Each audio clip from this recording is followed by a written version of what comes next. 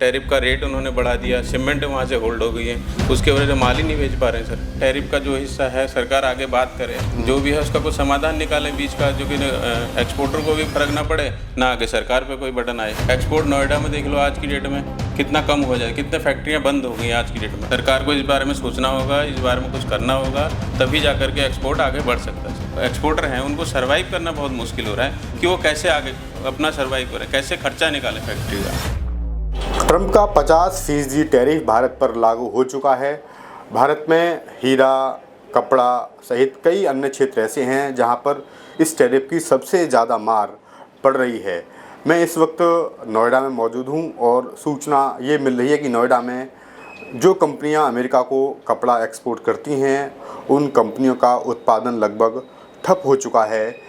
आज नोएडा की एक ऐसी ही कंपनी में आया हुआ हूँ। यहाँ के मैनेजर से मैं जानूंगा कि अमेरिकी जो टैरिफ लगा है उसका कितना असर पड़ता हुआ ये देख रहे हैं और आगे भविष्य में क्या इसके परिणाम रहेंगे। क्या नाम है आपका? सर कुंदन बोल रहा हूँ, RNG अप्रैल से।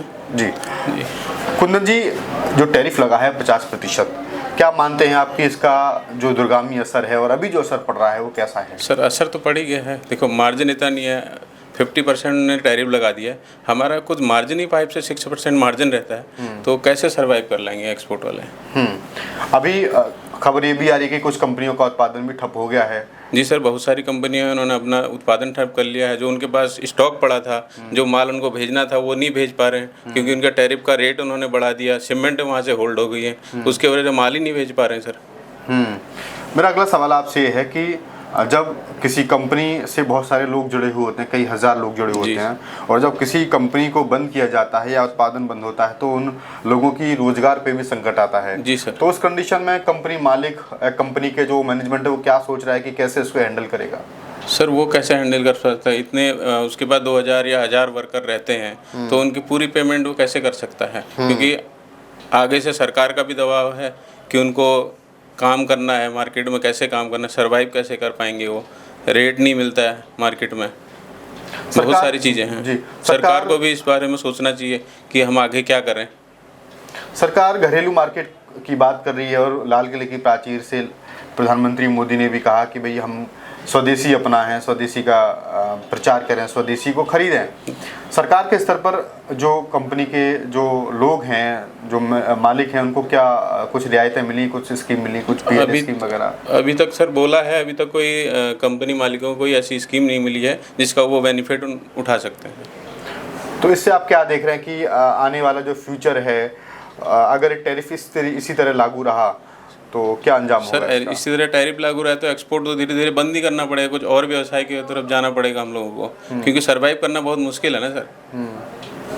सरकार बात कर रही है कुछ जो GST के स्लैब हैं उनको भी कम करने के लिए, केवल जो स्लैब रहेगा वो 18%। और सर गारमेंट का जो स्लैब है वो ऑलरेडी 5% और 12% के अंदर ही है, तो उसके ऊपर तो है ही नहीं, तो उससे गारमेंट इंडस्ट्री पे उतना फर्क नहीं पड़ेगा, बाकी चीज़ों पर फर्क पड़ेगा इसका।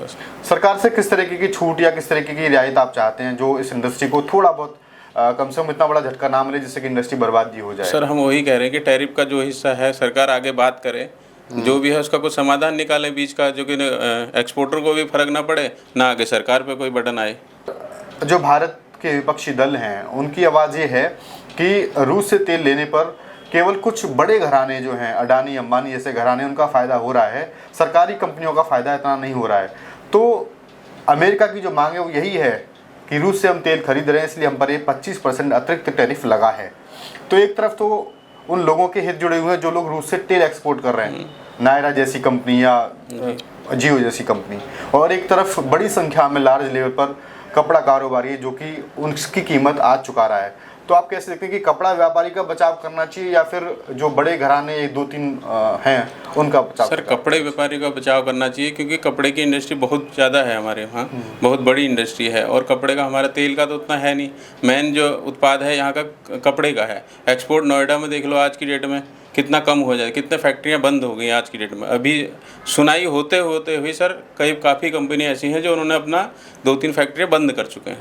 मेरा अगला सवाल आपसे यह है कि वियतनाम जैसे देश हुए, बांग्लादेश जैसे देश हुए जिन पर 20% टैरिफ है, वो जब इस रेस में, आपको पता ही होगा कि बांग्लादेश हमारी टक्कर लेता है और हमसे अच्छी क्वालिटी भी देता है कई बार वो, अगर हाँ सर, बांग्लादेश में क्या है कि सरकार भी उसको छूट देती है। कोई भी प्रोडक्ट बनाने के लिए सरकार भी उस पर, जैसे हमारे यहाँ जीएसटी का है, वहाँ पे वैसे ही उनका कर में उनको छूट देती है। इसलिए बांग्लादेश हमसे सस्ता माल बनाता है, वो इसलिए उत्पादन वहाँ पे ज़्यादा होता है हमारे इंडिया के मुकाबले।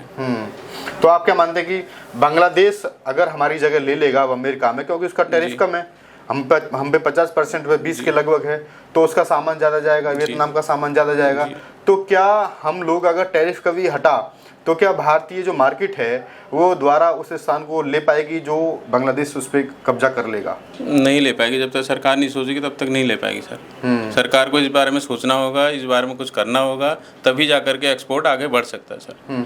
अभी क्या कमियां देखते हैं जिससे एक्सपोर्ट इंडस्ट्री और ज़्यादा आगे जा सकती है या नहीं जा पा रही है?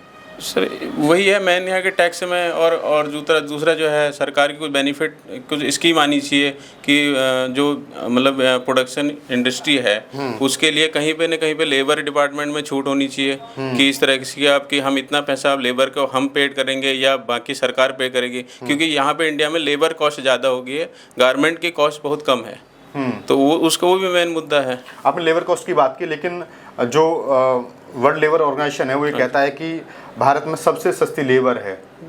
नहीं सर, अभी नोएडा ग्रेड ही देख लो आप, 12,000 13,000 पहुंच गया है। और जो हमारा फैब्रिक का जो कपड़े का एमआरपी है वो 399 में आज भी बेच रहे हैं और 4 साल पहले भी हम बेच रहे थे, और लेबर रेट जो है वो बढ़ता जा रहा है। तो इसलिए जो एक्सपोर्टर हैं उनको सर्वाइव करना बहुत मुश्किल हो रहा है कि वो कैसे आगे अपना सर्वाइव करें, कैसे खर्चा निकालें फैक्ट्री का।